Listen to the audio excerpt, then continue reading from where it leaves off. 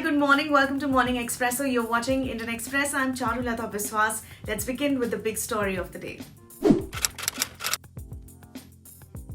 With the Punjab government opposed to the Centre's committee and seeking an independent probe into the security breach during Prime Minister Narendra Modi's visit to the state on January 5th, the Supreme Court decided Monday to set up a committee headed by one of its former judges to inquire into the matter. It also questioned the centre on the show cause notices served to Punjab officers and called it totally self-contradictory. Here are the stories you'll find only in Indian Express.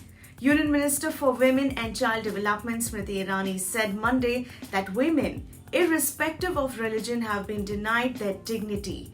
She was responding to a question at the Indian Express's E-Adda program on targeting of Muslim women via apps. You can read the entire interview on Indian Express. A common thread that binds 4 of the 5 poll-bound states is that the total number of employed people at the end of December 2021 was lower than 5 years ago. Sequential data over the last 5 years shows that the drop in employment in all states is secular and not restricted to the pandemic period. The fall has been steady and spread over 5 years in Uttar Pradesh. Goa saw a rapid fall with the January-March 2019 quarter witnessing the sharpest. In Punjab, the January-August 2020 period did witness a substantial fall. Here are the top stories from the front page.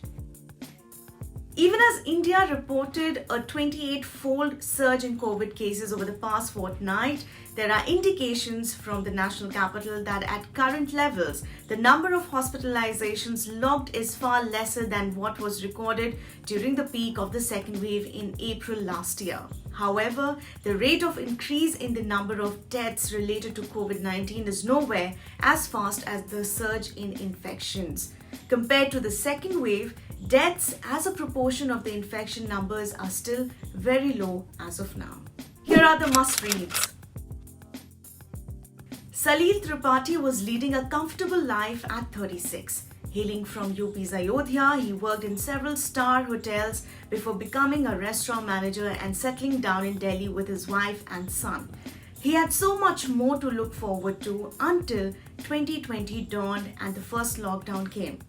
Tripathi lost his job in the first wave, his father in the second, and within a year, his hotel management graduate had become a Zomato delivery executive.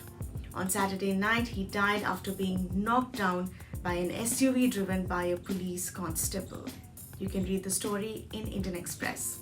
The Aam Aadmi Party entered the 2017 elections with a lot of hype but ended up with a subpar performance, following which the party saw a string of desertions and exits.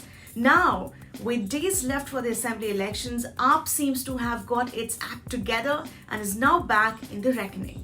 One is a teacher in the UK, the other a cab driver in Australia. Both are immigrants from Punjab with a dream that is now becoming real. Their sons are taking the first big step in cricket at the Under-19 World Cup starting in the West Indies this week.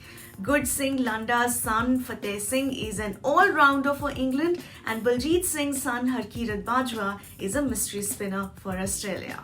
And in today's Delhi Confidential, with Defence Minister Rajnath Singh testing positive for COVID-19 on Monday and joining several union ministers who contracted the virus earlier, Mahendra Nath Pandey, Bharati Pawar, Nityanand Rai and Rajiv Chandrasekhar, BJP strategists are hoping that the wave will subside soon, and by the time candidates are announced in the 5 poll-bound states, the leaders will be ready to hit the campaign trail. And finally, in today's 3 Things podcast, we discuss the online trads movement, why police are struggling to crack down on the narcotics nexus in India, and a letter to the PM about hate speeches.